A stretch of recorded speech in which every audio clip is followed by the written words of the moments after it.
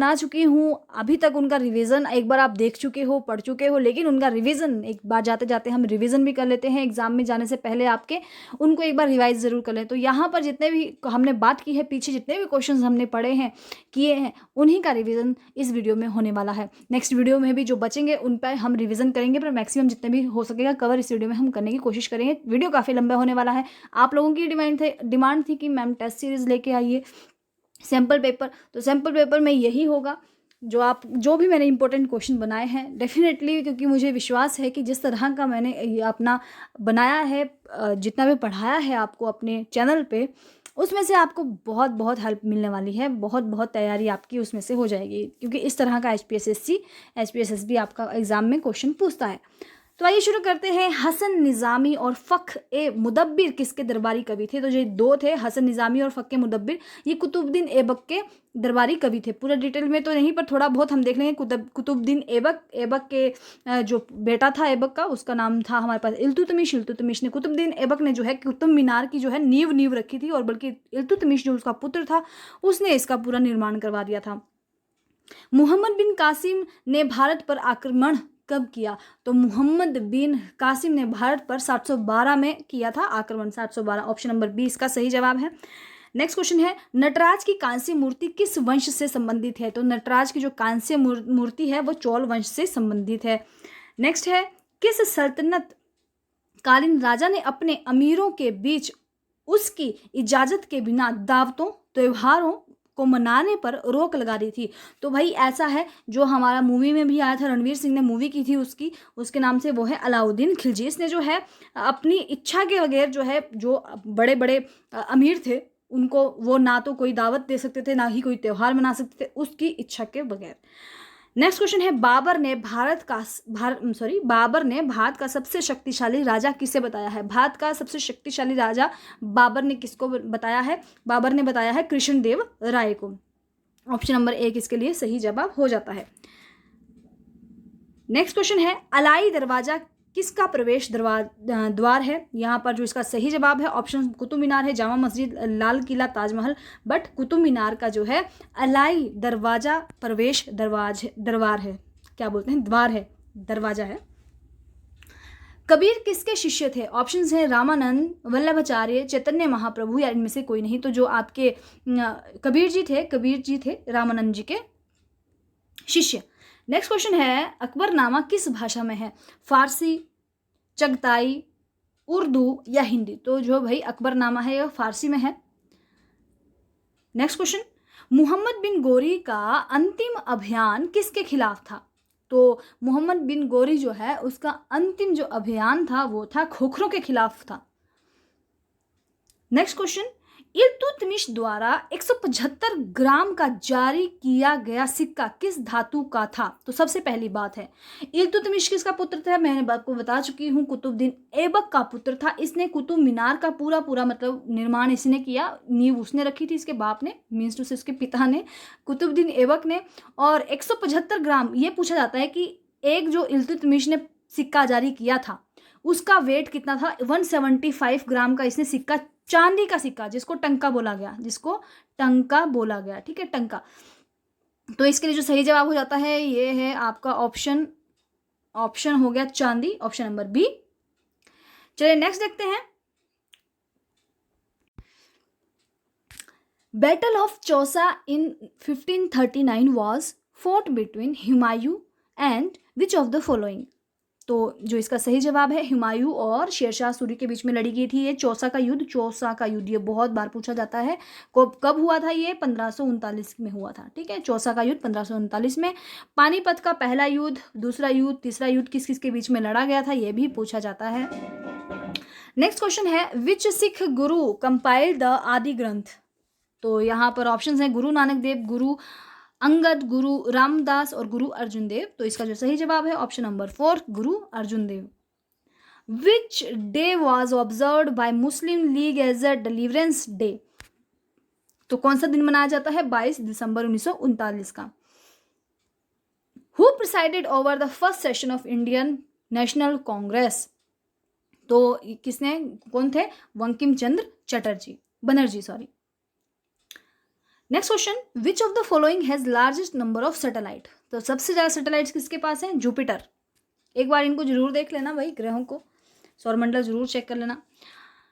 In which region of India local wind call Baisakhi blows. तो काल बैसाखी को कहाँ पर? नॉर्थ इंडिया में क्या करती है? काल बैसाखी पवनें जो है वो चलती हैं। नेक्स्ट क्वेश्चन है, the north pole lies in the middle of which ocean. जो नॉर्थ पोल है वो कहाँ पर, किसके बीच में, किस ओशन के बीच में लाई करता है? तो वो है आपका option number 3, Arctic Ocean, Arctic. Next है, eastern most point of India. Eastern most point कौन सा है इंडिया का? वो है केबेठू। नेक्स्ट है, Badrinath is located along the banks of which river. तो भाई इसके जो ऑप्शंस हैं, गोमती, सरयू, सिरुवानी और अलकनंदा। ऑप्शन नंबर 4 अलकनंदा इसका सही जवाब हो जाएगा। अलकनंदा नदी के किनारे है। Minimum age required to become a Rajya Sabha member. Rajya Sabha का मेंबर बनने के लिए आपको कितनी मिनिमम एज चाहिए? तो 30 साल। चलिए नेक्स्ट क्वेश्चन देखते हैं। नेक्स्ट क्वेश्चन है अब हमारे पास फार्माकोग्नोसी से। फार्माकोग्नोसी का ये क्वेश्चन है, the colour of flower atropa belladonna are. तो जो एट्रोपा बेलाडोना आपका क्वेश्चन था कि मैम इससे भी बनाइए हमें, तो भाई ये मैं करवा चुकी हूँ। लीव्स के जो इम्पोर्टेंट है कि इसके लीव्स क्वेश्चन ही है बीच में डाले हुए कि लीव्स के कलर, जैसे आपके यूकेलिप्टस है, किस तरह के लीव्स से उनके कलर होने चाहिए, sorry. The colour of flower atropa belladonna. Atropa belladonna का जो फ्लावर होता है उसका कलर कैसा? तो ऑप्शन नंबर 3 पर्पल कलर इसके लिए बिल्कुल सही जवाब हो जाएगा। Next question, Rauwolfia serpentina is cultivated. Rauwolfia serpentina जो है वो कल्टिवेटेड होता है in which state of India. तो वो कहाँ पर? रेवोल्फिया उत्तर प्रदेश में, यूपी में, ठीक है, UP. Next question, nutmeg drug is obtained from. तो नटमेग जो ड्रग होती है, ये बहुत बार पूछा गया है क्वेश्चन। नटमेग ड्रग जो है फीमेल प्लांट से मिलती है, नटमेग, ठीक है। Volatile oil of coriander contain. तो 90% ऑफ वोलेटाइल ऑयल जो अब इसमें होता है कोरिएंडर के अंदर प्रेजेंट होता है, कोरिएंडर के 90% क्या होता है? डी लिनालूल इसके अंदर प्रेजेंट होता है। मोस्ट इंपॉर्टेंट है, ये पूछे जाएंगे कोग्नोसी से डायरेक्ट, आपको इसी तरह से पूछे जाएंगे केमिकल कॉन्स्टिट्यूएंट, या फिर डायरेक्ट आपका जैसे सिनोनिम होगा उससे पूछेंगे केमिकल कॉन्स्टिट्यूएंट। आपको तो ड्रग का नाम रहेगा, जैसे मान लीजिए एफिड्रा है, एफिड्रा का जो सिनोनिम है उसको माहुयांग भी बोलते हैं। डायरेक्ट पूछेगा माहुयांग जो है उसकी फैमिली क्या है, माहुयांग का केमिकल कॉन्स्टिट्यूएंट क्या है, माहुयांग का आपका ये क्या है, यूज़ क्या है, ठीक है। तो नेक्स्ट क्वेश्चन है, in Gambier fluorescent test which colour fluorescence is observe in light petroleum ether layer. तो किस तरह का कलर दिखाई देता है? Option number 3 green colour. Next question है, balsam of Tolu is obtain from the trunk of tree belonging to which family. तो Tolu लेगू, ठीक है, टोलू का क्या है? लेगू होता है, टोलू लेगू। नेक्स्ट क्वेश्चन है, how many parathyroid gland human being have. भाई थायरॉयड जो है वो 2 है और पैराथायरॉयड इसके पीछे 4 हैं। तो ऑप्शन नंबर 2 इसके लिए सही जवाब हो जाएगा। तो जब मैंने इसको वीडियो की स्लाइड को बनाया था तो उसमें मैंने कह दिया था ऑप्शन नंबर 4 सही जवाब। ऑप्शन नंबर 4 मीन्स टू से कि ये वाला मुझे कहना था वो थोड़ा गलत हो गया कि 4 जो है इसका सही जवाब होएगा, 4 आएगा, लेकिन ऑप्शन नंबर 4 नहीं, 4 इसका सही जवाब होगा। 4 जो है पैराथायरॉयड ग्लैंड होती हैं। पैराथायरॉयड के अंदर मतलब 4 वो होते हैं, ग्लैंड्स होते हैं। Next question, the disease caused by varicella zoster. Varicella zoster जो है ये आपको ये भी बहुत इंपॉर्टेंट है कि आपका डिजीज कॉजिंग एजेंट कौन से है वेरिसोला जोस्टर का। तो वो है आपका वेरिसोला जोस्टर किसका है? तो वो है चिकन पॉक्स का। वेरिसोला जोस्टर चिकन पॉक्स के लिए है। नेक्स्ट क्वेश्चन है, according to WHO which is most common type of cancer in man. तो यहाँ पर जो है जो लंग कैंसर है वो इसका सही जवाब हो जाएगा। और हालांकि उस समय वो प्रोस्टेट लगाया था, लेकिन जो लंग कैंसर है वो मोस्ट कॉमन कैंसर है। यहाँ पर मैन का पूछा है तो मैंने इस वजह से लगाया था क्योंकि मैन में जो है मोस्ट कॉमन जो है वो प्रोस्टेट कैंसर ही होता है मैन के अंदर। BCG is a type of vaccine. BCG किस तरह की वैक्सीन है? BCG भाई एक लोती है बेचारी BCG, जो आपका एक लाइव वैक्सीन है। चलिए नेक्स्ट क्वेश्चन देखते हैं। The collar bone is collar bone कौन सी है, मैं आपको बता भी चुकी हूँ, ये गर्दन के पास होती है, यहाँ पर क्लेविकल बोलते हैं इसको। नेक्स्ट क्वेश्चन है the terminal portion of vertebral column called, तो उसको क्या बोलते हैं, कॉकेक्स बोलते हैं। नेक्स्ट क्वेश्चन है the year is supplied with cranial number, तो मैंने इसके भी लिए भी ट्रिक बनाई है, क्रेनियल नर्व 12 है, उनको याद करने के लिए भी आपको एक ट्रिक है, 3O मतलब O olfactory, optic, oculomotor, 3O 2T। अब फेशियल वैसे ग्लोज वाला अच्छा होगा, ये इसकी ट्रिक है याद करने की। तो क्रेनियल नर्व जो एक वीडियो है उस पर भी जरूर देख लें इसको, अगर आपको अपनी ट्रिक बनाई हो तो बहुत अच्छी बात है, ट्रिक से जरूर याद करें हर एक चीज़ को। तो 8th नंबर की पहुंचती है, ठीक है, 8th नंबर की है ये। नेक्स्ट क्वेश्चन है the tympanic membrane act as, जो टिम्पेनिक मेम्ब्रेन है वो ईयर ड्रम की तरह काम करती है।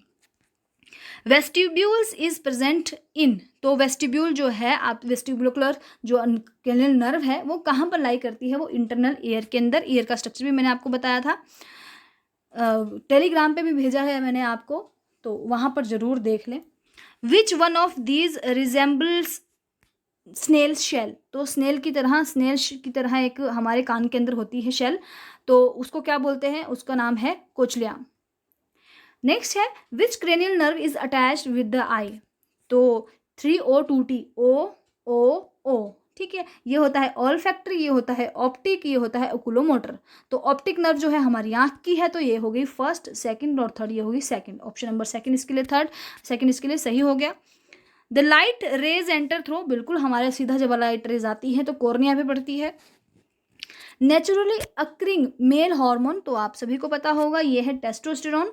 और ovary release eggs once in एक बार, कब, मंथ में एक ही बार तो रिलीज करती है। नेक्स्ट है female sex hormone is oestradiol. Rod and cones are present in, तो कहाँ पर होते हैं रोड एंड कोन्स, हमारे रेटिना में प्रेजेंट होते हैं। जो रोड्स होते हैं आपके लाइट्स में दिखने के काम आते हैं, कोन्स जो है आपको रात को देखने के काम आता है। नहीं, रोड्स रात को देखते हैं, कौन दिन में, ये मुझे आप बताएं कि रोड्स रात को देखने के काम आते हैं डिम लाइट में, या फिर कौन डिम लाइट में देखने के काम आता है, ठीक है। तो मेरे ख्याल से जो रोड होते हैं वो रात को देखते हैं, और कौन जो होते हैं उसको हम दिन में देख सकते हैं। दिन में मतलब वो देखने के काम आता है, मीन्स टू से लाइट में देखने के काम आता है। Ciliary body in the eye ball is the tension of choroid, ciliary body in the eyeball is the tension of choroid. Female ovulation take place in regular menstrual cycle on कब, कौन से 14 दिन में, ठीक है, जो ओवुलेशन होती है वो 14 दिन लेती है।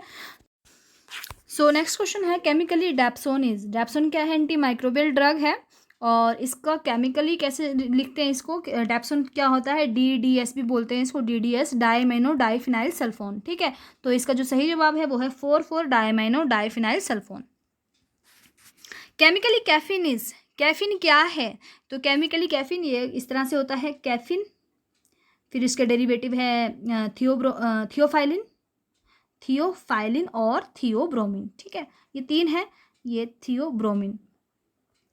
तो जो कैफीन होता है इसको लिखते हैं 137, कहाँ चला गया, 137 ट्राई मिथाइल जेंथिन, ठीक है। और 13 हो जाएगा, अगर खाली 1 थी तो आपका हो जाएगा थियोफाइलिन, और 37 हो जाएगा आपका थियोब्रोमिन।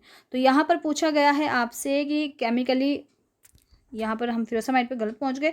कैफीन जो है, कैफीन का जो सही जवाब हो जाएगा 137 ट्राई मिथाइल, यहाँ पर 7 भी आएगा, इसका जो ये सही जवाब है वो है 137 ट्राई मिथाइल, इसको मैं सही कर दूंगी स्लाइड जब मैं आपको प्रोवाइड करूंगी, जेंथिन, ठीक है। तो इसका सही जवाब हो जाएगा कैफीन क्या है, 137 ट्राई मिथाइल जेंथिन। केमिकली फिरोसामाइड क्या है केमिकली, लास्ट एग्जाम में भी पूछा गया था, लास्ट टाइम जो फार्मासिस्ट का हुआ था। तो 4 chloro N furfuryl 5 sulfamoyl anthranilic acid. Next है केमिकली फिनोबार्बिटोन क्या है केमिकली, तो इसका जो सही जवाब है वो है 5 फिनाइल बार्बिट्रिक एसिड, 5M और 5P, 5M 5P is phenobarbitone. Next है बार्बिटोन, फिनोबार्बिटोन नहीं, सिंपल बार्बिटोन, तो फिनाइल हट जाएगा, यहाँ पर लग जाएगा 5 डाई इथाइल बार्बिट्रिक एसिड, यहाँ पर था 5 मिथाइल 5 फिनाइल था, यहाँ पर हो जाएगा आपके पास 5 इथाइल पार्बुचरिक एसिड। नेक्स्ट है केमिकली मेट्रोनिडाजोल इज, तो मेट्रोनिडाजोल क्या है केमिकली, ऑप्शन इसके लिए 4 सही हो जाएगा, 2 methyl 5 nitro imidazole 1 ethanol. Chemically benzocaine is, तो बेंजोकेन जो है इसको लिखते हैं ethyl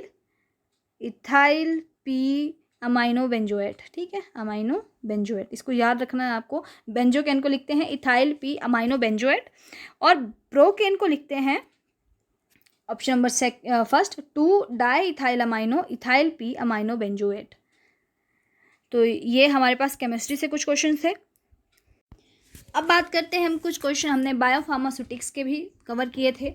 the uphill transport is process, uphill transport किस प्रोसेस में होती है, तो आपको पता हो अपहिल इस तरह से आपका जो है वो आपका लो कंसंट्रेशन से हाई कंसंट्रेशन की तरफ जब मूव करता है तो हमारे पास एटीपी की रिक्वायरमेंट भी होती है, और इसको ही हम बोलते हैं अपहिल, आपका अपहिल ट्रांसपोर्ट प्रोसेस बोलते हैं। मतलब लो कंसंट्रेशन से हायर कंसंट्रेशन की तरफ मूव करती है जब हम हमारी ड्रग।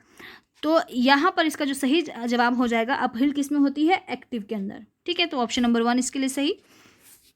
विच ट्रांसपोर्ट मैकेनिज्म रिक्वायर एनर्जी, तो कौन सा ट्रांसपोर्ट मैकेनिज्म है जिसको एनर्जी की रिक्वायरमेंट होती है, तो ऑप्शन इसके लिए बहुत सारे हैं, लेकिन इसका जो सही जवाब है वो है एक्टिव। नेक्स्ट है the process transfer only 1 ion molecule in only 1 direction, सिर्फ एक आयन मोलिक्यूल को एक ही डायरेक्शन में, active transport, primary active transport, secondary active transport और पैसिव ट्रांसपोर्ट।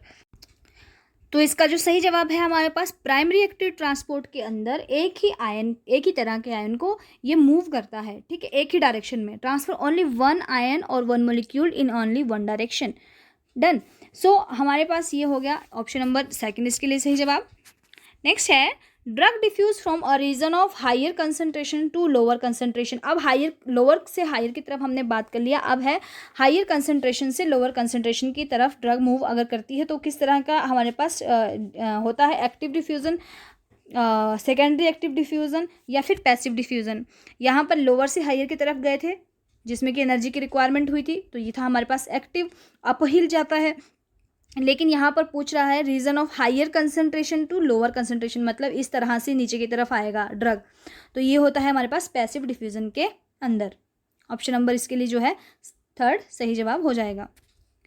नेक्स्ट क्वेश्चन है the downhill transport in process, तो the downhill transport process में क्या होता है हमारे पास, एक्टिव ट्रांसपोर्ट, पैसिव डिफ्यूज़न या फिर ये दोनों।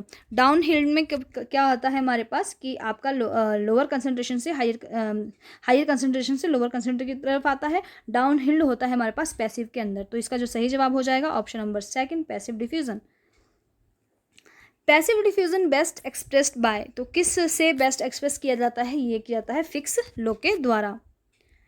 तो ये हैं कुछ क्वेश्चन जो कि आज इस वीडियो में डिस्कस किए गए। आई होप इस रिवीजन से आपको काफ़ी बेनिफिट मिलने वाला है। बची हुई वीडियोस को भी हम बचे हुए क्वेश्चंस को भी हम डिस्कस करेंगे नेक्स्ट वीडियो के अंदर। Thank you so much guys, keep learning keep shining. अगर आपको कोई पर्टिकुलर टॉपिक पे भी वीडियो चाहिए होगी तो प्लीज़ कमेंट सेक्शन में ज़रूर बताएं।